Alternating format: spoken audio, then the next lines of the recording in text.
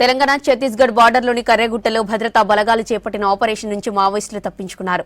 10 రోజుల కింద కర్రెగుట్టలను చుట్టుముట్టిన భద్రతా బలగాలు మావోయిస్టుల కోసం గాలింపు చర్యలు మొదలుపెట్టారు. కాల్పులో 3 మహిళా మావోయిస్టులు చనిపోగా మిగతా వారు తప్పించుకున్నారు. తర్వాత జరిగిన ఎన్కౌంటర్లో 30 మందికి పైగా మావోయిస్టులు చనిపోయినట్లు వార్తలొచ్చినా అందులో వాస్తవం లేదన్నారు అధికారులు.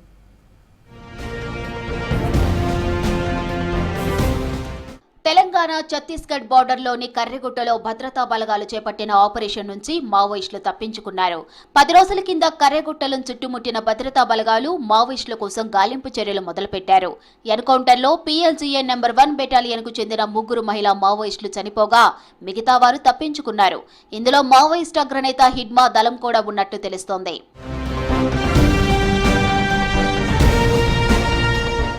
రాష్ట్రాల బోర్డర్లో ఉన్న కర్రెగుట్టల చుట్టూ బాంబులు పెట్టామని, ఇటువైపు గిరిజనులు ఎవరూ రావద్దని మావోయిస్టులు గతంలో ప్రకటించారు. దీంతో ఈ గుట్టలోని బంకర్లలో 1000 మంది మావోయిస్టులు ఉన్నారని భద్రతా బలగాలకు సమాచారం అందింది. అలర్ట్ అయిన బలగాలు ఏప్రిల్ 21న ములుగు జిల్లా వెంకటాపురం మండల కేంద్రం నుంచి ఆపరేషన్ కర్రెగుట్టల పేరుతో కూంబింగ్ ప్రారంభించాయి. ఆపరేషన్లో భాగంగా దట్టమైన అడవులు, కొండలు, గుహలను జల్లెడ పట్టారు. తొలుత నీలం సారాయి గుట్టలు, జలపాతాలను ఆధీనంలోకి తీసుకున్న CRPF బలగాలు తర్వాత దోబే గుట్టలను కూడా స్వాధీనం చేసుకున్నాయి.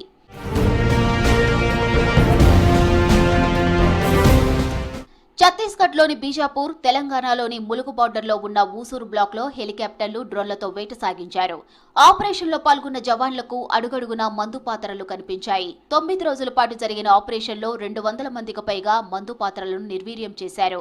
ఇందులో బీర్ బాటిల్ బాంబులు కూడా ఉన్నాయి. మరోవైపు ఎండ తీవ్రత ఎక్కువగా ఉండటంతో కొందరు జవాన్లు డీహైడ్రేషన్ గురికాగా వారిని హాస్పిటల్స్ కు తరలించి వారి ప్లేసులో బ్యాకప్ టీమ్స్ ను పంపించారు.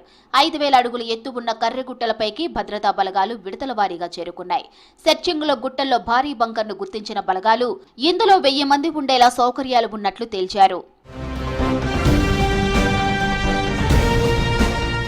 కర్రెగుట్టలో 9 రోజుల పాటు చేసిన ఆపరేషన్ సక్సెస్ అయిందంటూ ప్రకటించిన బలగాలు జాతీయ జెండాను ఎగరవేశాయి. గుట్టల్లో బేస్ క్యాంప్ ఏర్పాటు చేసేందుకు జవాన్లు ప్రయత్నాలు చేస్తున్నాయి. అబోజ్మడ్ తర్వాత అతి కీలకమైన కర్రెగుట్టలను స్వాధీనం చేసుకోవడం ఆపరేషన్ కగారులో కీలక పరిణామమని చెప్పారు. ఈ విషయంపై IB డైరెక్టర్ తపన్ డేకాకు Chhattisgarh DGP Arun Dev Gautam, Naxals operation DG Vivekananda Sinha, Bastar IG Sundar రాజుకు రిపోర్ట్ అందజేశారు.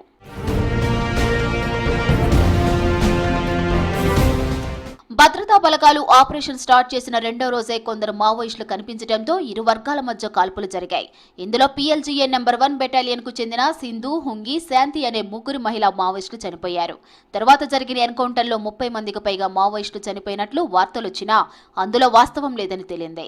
అయితే బలగాలు హెలికాప్టర్లు, డ్రోన్ల వంటి అత్యాధునిక పరిజ్ఞానంతో కర్రెగుట్టలపైకి వస్తూ ఉండటంతో మావోయిస్టు అగ్రనేతలైన హిడ్మా, దేవా, ఆజాద్, దామోదర్, సుజాత వంటి వారు టీమ్స్ గా విడిపోయి భద్రతా బలగాల కన్నుగప్పి పారిపోయినట్లు ప్రచారం జరుగుతోంది.